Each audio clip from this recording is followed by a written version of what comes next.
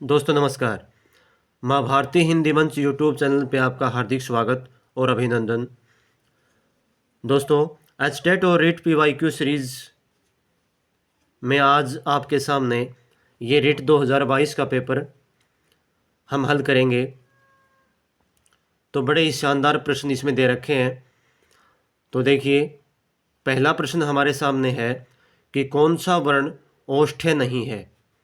ओष्ठ्य यानी कि होठों से उच्चारित वर्ण कौन सा नहीं है। उ हर्षव उ है, होता है ये भी। व ये भी होता है। दीर्घ उ ये भी होता है। आ ये नहीं होता। इसका उच्चारण स्थान कंठ है। तो इसमें ऑप्शन नंबर डी हो जाएगा। तो ऑप्शन नंबर डी इसका आंसर हो जाएगा। ये होठों से उच्चारित नहीं है। अगला प्रश्न देखिए, अलप्राण ध्वनियों का समूह कौन सा है। अलप्राण, तो अलप्राण में पहले बता दूं आपको कि कौन कौन सी ध्वनियाँ होती हैं।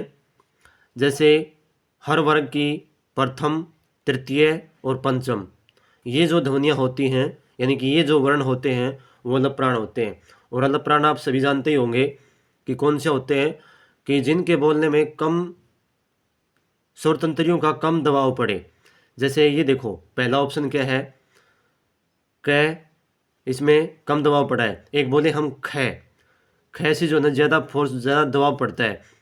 तो क ख ग ये नहीं है। त थ द, त थ न ये भी नहीं है। ट ठ ण ये भी नहीं। ऑप्शन नंबर बी हो जाएगा, च ज ये।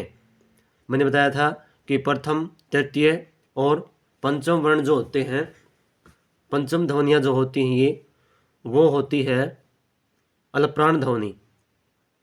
तो इसमें ऑप्शन नंबर बी हो जाएगा। अगला प्रश्न देखो, नेक्स्ट क्वेश्चन हमारे पास शुद्ध शब्द पूछा इसने। तो शुद्ध शब्द देखिए क्या है, अनाधिकार, विच्छिन्न, आशीर्वाद और कार्यक्रम। अनाधिकार नहीं है, इसका अंधिकार हो जाएगा अंधिकार, आ की मात्रा हट जाएगी। विच्छिन्न ये भी नहीं है, ये कैसे होगा, ये ऐसे होगा। ये इसमें च और छ के बीच, वी और छ के बीच च आ जाएगा, विच्छिन्न इस प्रकार से होगा। आगे देखो, आरसीवाद, ये आरसीवाद नहीं, ये जो र है ये वा के ऊपर आ जाएगा। कार्यक्रम ये सही है, तो इसका ऑप्शन नंबर डी हो जाएगा सही आंसर। महाप्लस उदय, संधि पूछे इसने। तो महोदय, महोदय, महोदय और महोदय, तो इसमें महा प्लस उदय महोदय हो जाएगा इसका, महोदय। और गुण संधि है ये, स्वर संधि का जो भेद होता है वो भेद होता है गुण संधि वाला। नियम क्या लागू होगा इसमें कि ए और आ के बीच जो है, ए और आ के बीच यदि ऊ हो तो क्या बन जाएगा, ओ की मात्रा बन जाएगी, महोदय। तो यहाँ क्या है, आ है हमारे पास, हा, और यहाँ ऊ है तो ओ बन जाएगा और गुण संधि हो जाएगी। तो इसका ऑप्शन नंबर ए सही हो जाएगा, ए वाला। आगे देखो, सद्भावना का संधि विच्छेद है। अब संधि विच्छेद पूछ दिया इसने, सद्भावना, तो क्या होगा इसमें, स प्लस भावना नहीं, स प्लस द भावना नहीं, ये भी सद भावना ये भी नहीं है, सत प्लस भावना ये हो जाएगा इसमें, ये हो जाएगा। और ये व्यंजन संधि का उदाहरण है। अब ये तय का दय कैसे बना, एक बार पहले भी आया था ये शायद। जैसे देखो, सत प्लस भावना ये बना। अब क्या है कि किसी भी वर्ग का प्रथम वर्ण, किसी भी वर्ग का प्रथम वर्ण जब होता है और उसका जब उसका मिलाप होता है किससे, उसका मिलाप होता है घोष वर्ण से। घोष वर्ण से, घोष वर्ण का मतलब जैसे तृतीय, चतुर्थ, पंचम वर्ण सभी स्वर ये सभी घोष हैं। तो भा है ये भा, तो भय जो है वो तृतीय वर्ण है, घोष है। और ये है अघोष यानी कि प्रथम वर्ण। तो क्या हो जाएगा, जब संधि बनेगी, जब मिलेंगे, तो ये जो घोष है इसको भी घोष बना देगा और ये अपने से तृतीय में बदल जाएगा। अपने से जो प्रथम वर्ण है वो अपने से तृतीय में बदल जाएगा और ये बन जाएगा ग, नहीं द, ये बन गया द। तो इस प्रकार से क्या बना, ये सद सत प्लस भावना, सद्भावना बन गया। देखो सद्भावना। आगे देखो, धरित्री का तद्भव रूप है धरित्री। धरित्री तत्सम शब्द है और इसका तद्भव रूप क्या होगा, धारिती नहीं है, धरती, धरती हो जाएगा, तो धरती हो जाएगा इसमें। आगे और क्या दे रखे हैं, धरिता, धरित्री नहीं, तो ये तो धरित्री का शुद्ध हो गया, धारिती नहीं, तो ये इसका ऑप्शन नंबर बी हो जाएगा, धरती। आगे देखो, दो भिन्न भाषाओं के मेल से बना शब्द कहलाता है। दो भिन्न भाषाओं के मेल से बना हुआ शब्द क्या कहलाता है, तद्भव नहीं। ये तो हिंदी भाषा से, संस्कृत भाषा से थोड़ा सा अपना रूप बदल के आया है, ये नहीं है। देशज ये भी नहीं है, विदेशज नहीं। संकर हो जाएगा, संकर जिसको बोलते हैं, दो भाषाओं के मेल से बना हुआ शब्द, जैसे रेल गाड़ी, रेल और गाड़ी, तो इसमें दो, रेल अलग है और गाड़ी अलग भाषा का है, तो ये हो जाएगा संकर शब्द। आगे देखो, कौन सा शब्द तद्भव है, तद्भव पूछा इसने।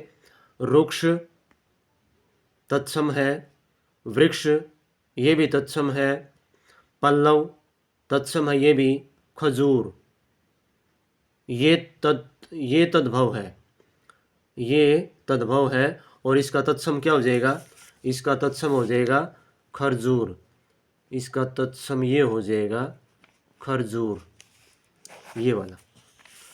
तो वृक्ष का हो जाएगा रूखा, तद्भव इन चारों की बता दूं मैं आपको, तीनों की ओर बता दूं।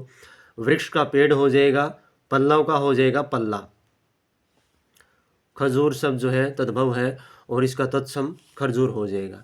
हवा का पर्यायवाची नहीं है, नहीं है पूछा है, यानी कि तीन तो हैं, एक नहीं है इसमें। वायु होता है हवा का पर्यायवाची, बयार भी होता है, समीर भी होता है, ध्वज, ध्वज नहीं होता, ध्वज ये झंडे का होता है, झंडे का पर्यायवाची है, ध्वज, केतु, पताका ये झंडे का है, तो ऑप्शन नंबर डी हो जाएगा। स्वाधीन का विलोम है, स्वाधीन, गुलाम, अधीन, पराधीन और परतंत्र, तो इसका स्वाधीन का पराधीन हो जाएगा। शव अधीन, अपने अधीन, और पराधीन पर अधीन, दूसरे के अधीन, तो इसका ये हो जाएगा इसमें गुलाम। ये वैसे तो ये भी पराधीन ही होता है एक प्रकार से लेकिन जब सही करेंगे तो इसका क्या हो जाएगा, गुलाम का भी यदि विलोम बनाएंगे तो उसका हो जाएगा आज़ाद।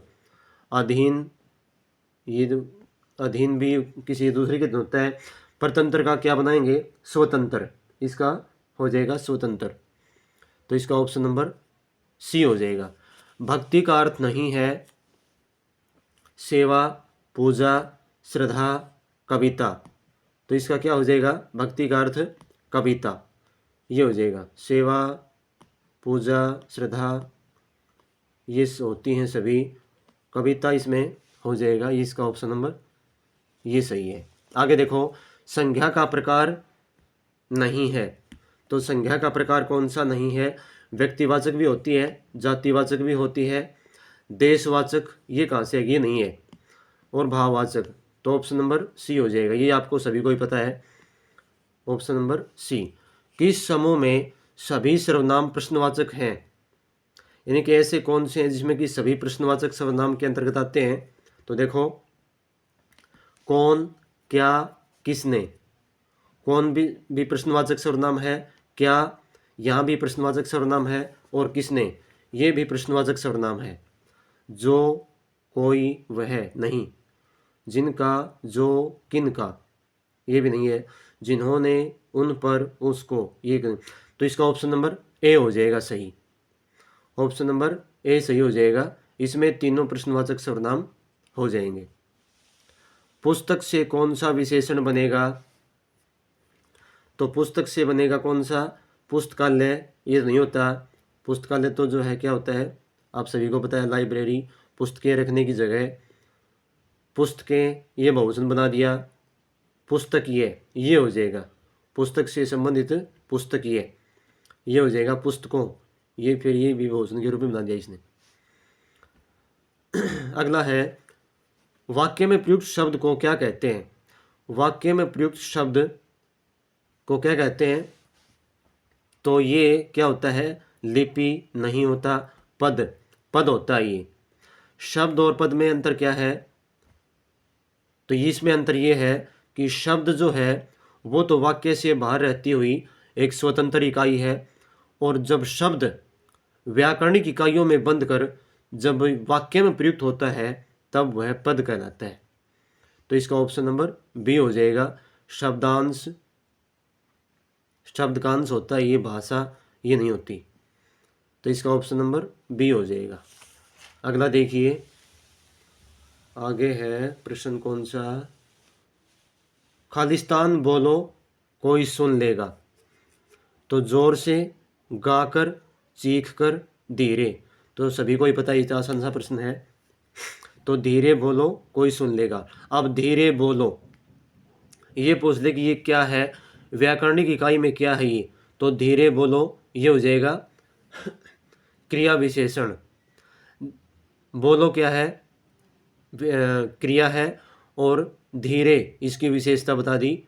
भाई बोलो, धीरे बोलो, जोर से बोलो, चीख कर बोलो, तो क्रिया विशेषण हो जाएगा ये, और इसका डी ऑप्शन हो जाएगा। आगे देखो, वाक्य में शब्दों का क्रम निर्धारित होता है। किससे होता है क्रम निर्धारित? पद क्रम से, भाषा से, छंद से, अलंकार से।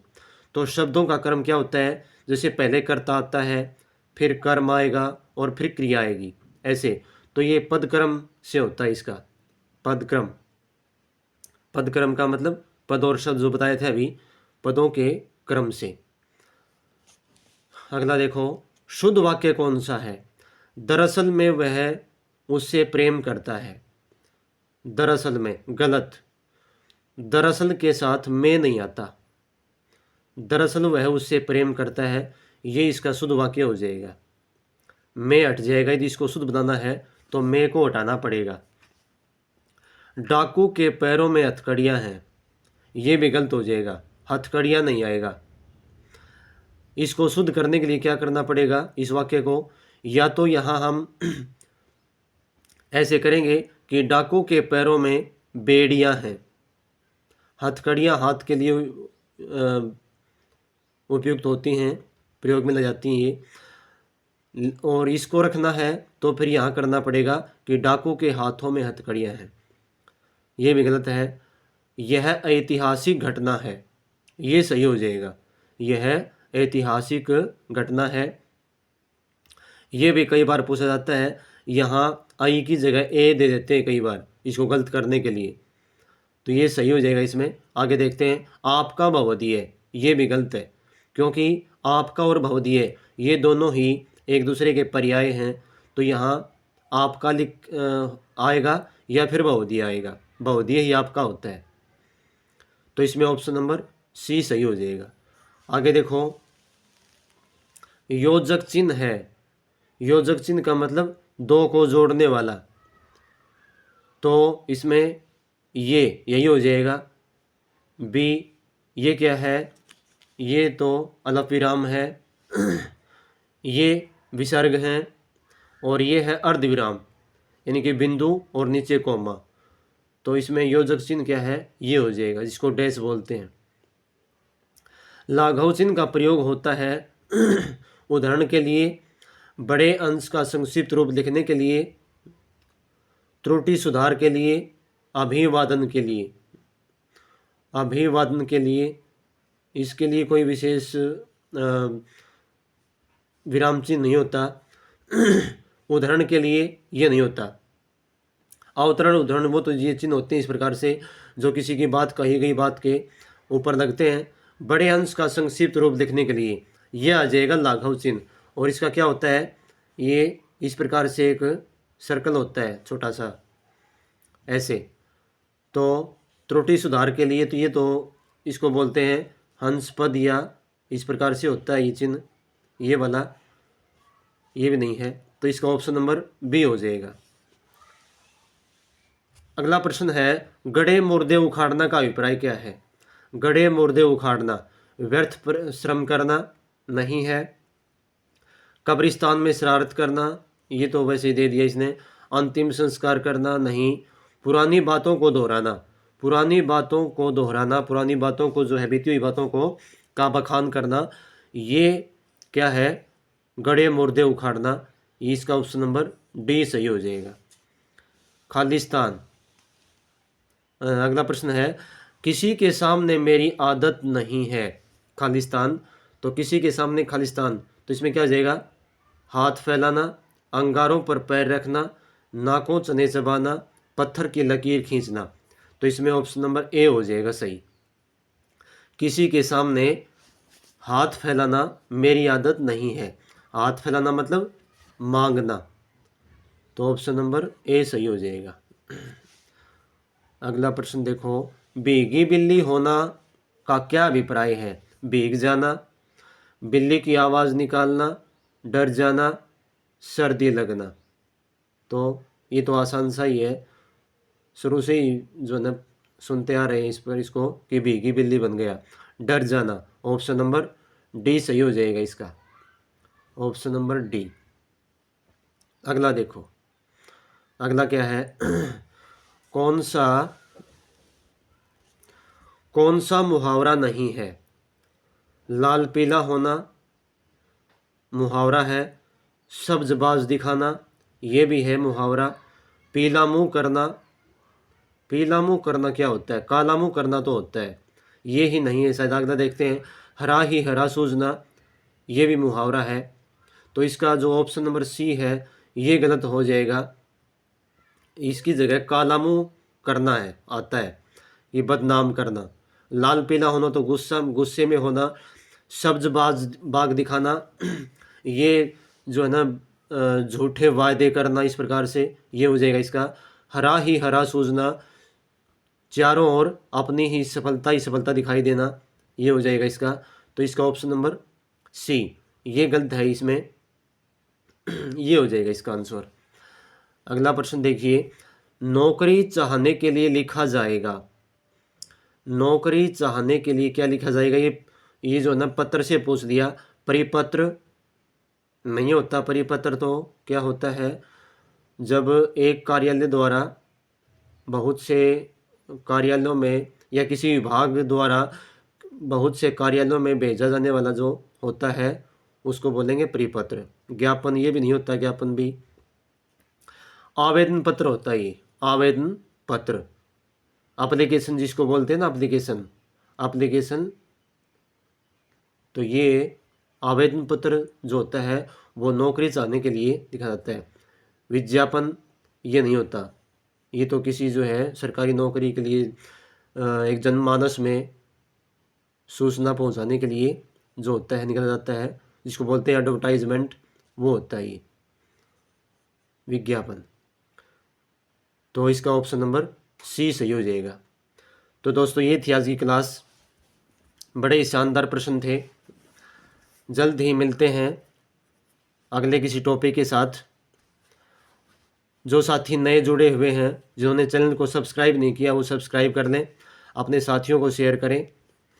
और 23 जो है 23 पेपर यहाँ इस चैनल पे करवा चुका हूँ।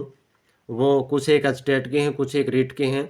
तो जिन अभ्यर्थियों ने नहीं देखे हैं वो जाके देख सकते हैं चैनल पे। बहुत ही शानदार ढंग से उनका विश्लेषण हुआ है।